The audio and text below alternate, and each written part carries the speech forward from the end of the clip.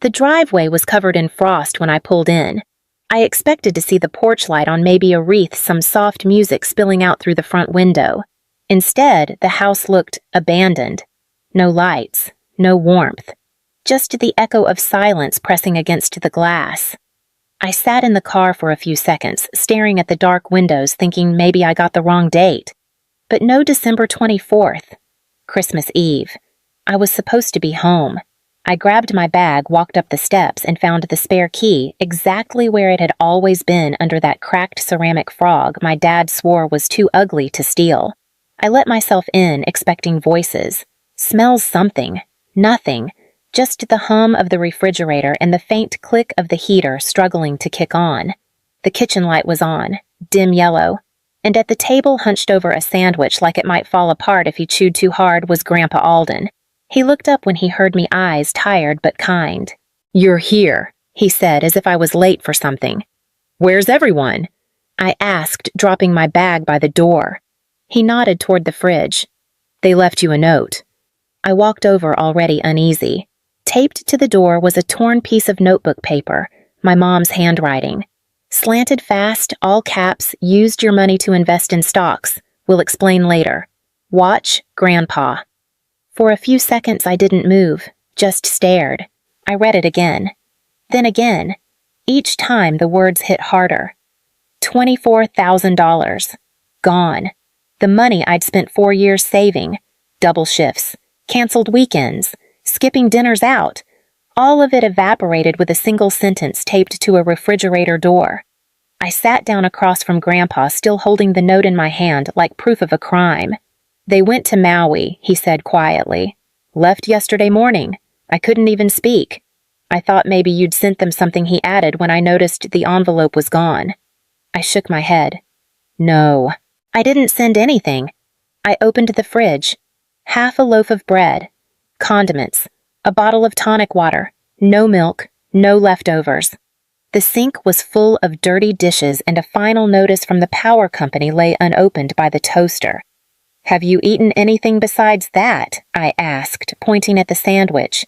His eyes drifted toward the floor. "Haven't managed much else this week." My chest burned, but I stayed quiet. I didn't cry. Not yet. I tossed the note onto the counter and turned to him. "All right," I said.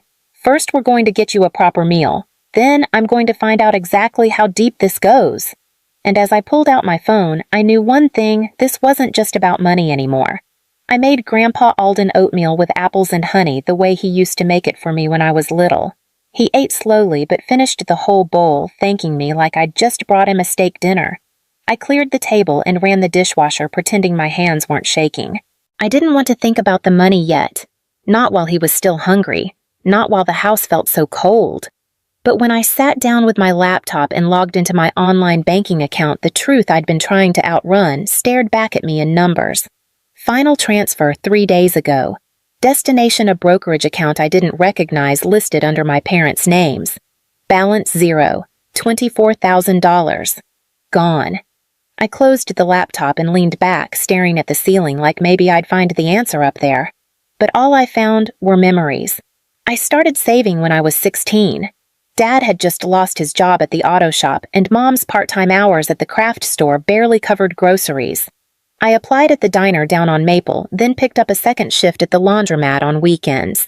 While my friends went to football games and danced under paper streamers at prom, I cleaned lint traps and counted tips in the break room. Not because anyone made me, because I didn't want us to drown. I remember the day I opened my first savings account. I handed my mom the folder with the account number, proud and exhausted after my 6th straight weekend of double shifts. She smiled and said, "Banks prey on young people. Just transfer it to our family account. I'll keep it safe until you need it." I nodded. I believed her. Every month I sent $500, then $600, then $800 when I picked up more hospital shifts. I skipped vacations. I drove a car that coughed every time I turned left. I lived on rice beans and pride, and every time I doubted myself, I thought this is how people get free. Slowly, quietly, on their own terms. Lyric never had to think like that. She was 6 years younger and somehow lived in a different version of our house. When I turned 16, I got a used backpack and a pile of bills. When she turned 16, she got a new phone and an ice cream cake with her name in cursive. She never had to take a job, never asked what anything cost, never offered to help when I was working through flu season and finals. She's more sensitive, Mom always said. We don't want to burden her. I used to tell myself it didn't matter, that I was the strong one, that some people carried more because they could. But now, sitting in a house with no Christmas lights, no family, and no money, I wondered if I'd been carrying things that were never mine to hold. I looked across the room at Grandpa asleep in his chair, and then at the envelope I'd taped shut with our bank statements inside. I opened my laptop again, not to check the damage, but to start tracking it. Every withdrawal, every date, every lie. Because if they thought they could take everything and still call it love, they were about to learn how much I had left. I woke up to the sound of Grandpa coughing in the next room. It was raw and shallow, like his lungs were trying to clear dust. I wrapped myself in a blanket and padded into the hallway. He was already in the kitchen by the time I got there, leaning heavily on the counter as he filled a glass of water. His hands trembled so badly the glass nearly slipped. I took it from him gently, helped him to the table, and tried to keep my face neutral. "Did you take your morning meds?" I asked. He looked at me like I'd reminded him of something he was trying not to think about. "I ran out 2 days ago," he admitted. I asked Lyric to pick them up, but she said she was busy. I opened the kitchen cabinet where we always kept his pill organizer. Empty. I checked the drawers. Nothing. The refill notice from the pharmacy sat unopened under a stack of grocery store flyers. His name printed neatly on the label, the pickup date circled in pink highlighter. 5 days ago. My stomach tightened. While Grandpa sipped his water, I walked through the house making mental notes. The sink was full of dishes crusted in dried food. The refrigerator had 2 expired yogurts, a jar of pickles, and 3 containers of takeout, all weeks old. The bread on the counter had a patch of mold, and the fruit bowl held a single shriveled orange. I found unopened utility bills stacked by the front door. One envelope was red and stamped, "Final Notice." Lyric had been here. Her jacket was still on the coat rack, her makeup bag on the bathroom counter. But care. That was absent. I checked the guest room where she sometimes stayed when she watched Grandpa. The bed was made, but there were snack wrappers on the floor and an empty wine bottle under the nightstand.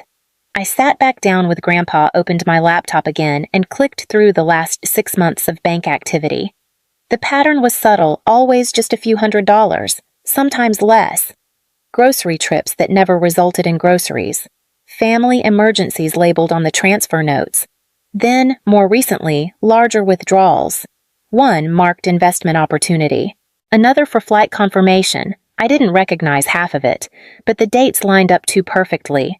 They'd been taking the money slowly at first, then faster, then all at once. "I'm sorry," Mira, Grandpa said quietly. "I should have said something, but I didn't know how." I turned to him. "You knew they were taking your money." His eyes filled. "Not at first. Last year when the kitchen remodel started, they told me it was just a loan, said they'd pay me back monthly. But there was always some reason. Connor's tuition, Lyric's car. And after a while, I stopped asking. I felt the ache settle behind my ribs, sharp and familiar. They hadn't just betrayed me.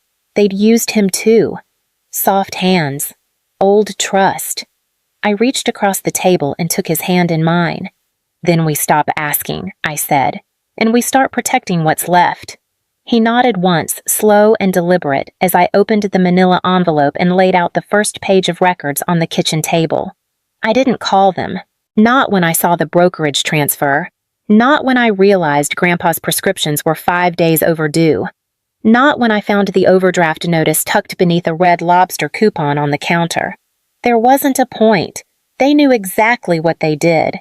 They were counting on me to accept it, to sigh and clean up the mess like I always had. Instead, I opened a new folder on my desktop and named it Damage Control. Every receipt, bank transaction, and transfer got logged. I took photos of the fridge, the moldy bread, the final notices.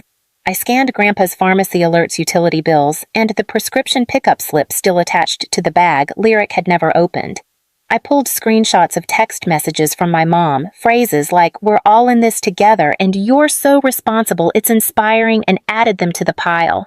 When I was done, I emailed Rachel. She replied within an hour. She always had a sixth sense for when I wasn't okay. Back in college, she was the only one who noticed when I dropped 10 pounds during finals or when I quietly skipped dinner 3 nights in a row. Now she was a corporate attorney in Seattle, but she still answered my messages like we were roommates in our tiny off-campus apartment eating microwave burritos and dissecting legal dramas. I told her everything. She didn't waste time with sympathy. "You need to get power of attorney for your grandfather, immediately." She sent me the forms. I printed them at the library down the street and brought them home in a plastic sleeve. Grandpa read every line carefully. He didn't ask questions. He just looked at me, nodded once, and signed. "I should have done this a year ago," he said, pressing his palm over mine. We got it notarized at the pharmacy that afternoon. I asked the tech if they had the rest of Grandpa's medications ready. They didn't. Insurance hadn't cleared the refill. Apparently, someone had tried to pick them up with the wrong ID. I didn't ask who. That night after Grandpa went to bed, I sat at the kitchen table and wrote a list. 1. Cancel joint access. 2. Open new accounts. 3. Document every loss. 4. Cut communication at least until we had leverage.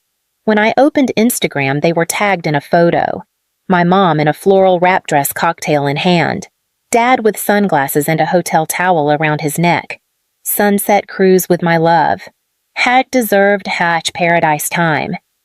The comment section was full of hearts and envy. People saying how cute they were, how happy they looked. I didn't comment. I didn't message. I just took a screenshot and filed it under vacation funded by theft. By the next morning, I had closed the account that once held my student loan savings. I rerouted Grandpa's Social Security checks to a new bank. I locked the mailbox and set a password on every utility and medical portal. When the pharmacist called again, I confirmed my identity and told them to reject anyone else trying to access Grandpa's file. I didn't scream. I didn't send dramatic texts. I just made it impossible for them to touch anything else.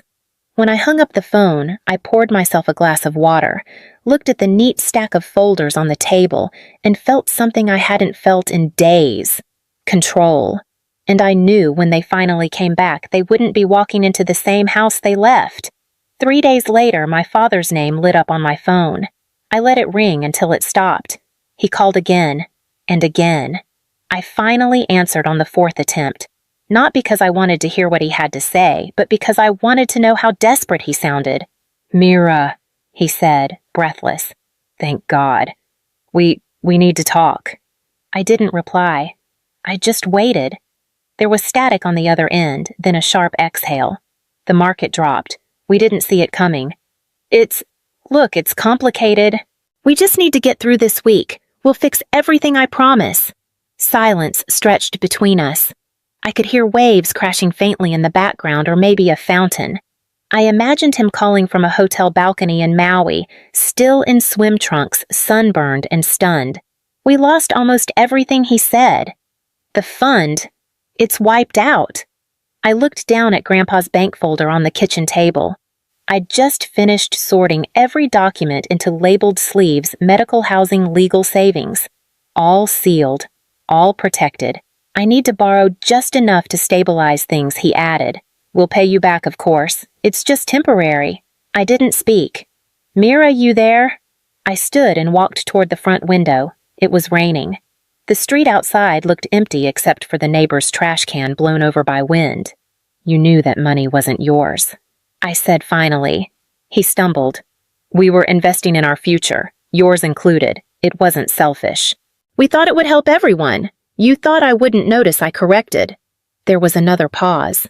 "Look, we don't have time to argue. I just need you to send something, please." I hung up. That night after Grandpa went to bed, I printed a notice on my laptop and sealed it in a manila envelope. Then I drove across town and taped it to their front door. "Access revoked. Unauthorized withdrawals documented. Repayment required. See attached terms." Inside were photocopies of the account statements, the legal affidavit of power of attorney, and a letter outlining a repayment plan, fixed monthly amounts. 8% annual interest, zero tolerance for delay. I knew they wouldn't like it. That was the point. I didn't stay to see if the porch camera caught me.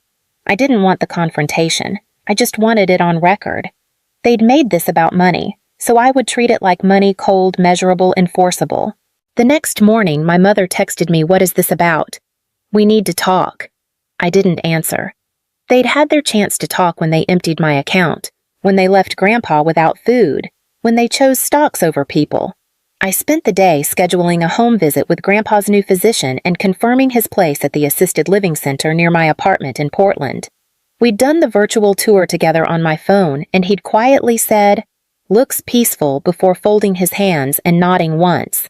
That night, I sat with him in the living room while he told me about how he met Grandma at a diner after her nursing shift. He said she never raised her voice, but she never backed down either. "You remind me of her," he said, his voice raspier than usual. I smiled, but I didn't say anything. I was too focused on what came next, because they were coming home in 2 days. And for the first time in my life, I wasn't afraid of what would happen when they walked through the door. They showed up 2 hours earlier than expected. My dad's truck pulled into the driveway first, followed by Mom's car. No suitcases, no Lees, no smiles. Just tension radiating off them like heat. I opened the door before they could knock. My mother pushed past me without a word. My father followed, jaw set. "What the hell is this?" he asked, holding the envelope I'd left on their door like it was toxic. Mom threw her purse onto the couch. "You humiliated us. Our neighbors saw that. You couldn't just wait until we got back." "I waited years," I said quietly. "Don't get self-righteous," Dad snapped. "We were trying to help you. That money wasn't stolen, it was redirected. You'll get it back." "No," I said. "I won't. And even if I did, that's not the point." Grandpa shuffled in from the hallway, leaning on his cane. He didn't say anything at first. Just stood there watching us like a judge waiting for the noise to settle. "You're being manipulated," Mom said to him. "She's filling your head with, 'You already took everything Grandpa said,' cutting her off." His voice was soft but steady. "She's just giving it definition." The room went silent. Mom blinked like she hadn't heard him right. "We did what we had to do for the family. We were under pressure." "You were reckless," I said. "And you made it everyone else's problem." Mom's voice cracked. "How can you be so cold after everything we've done for you?" I looked at her, really looked at her, and realized she still believed that enabling, manipulating, and emptying our accounts was love.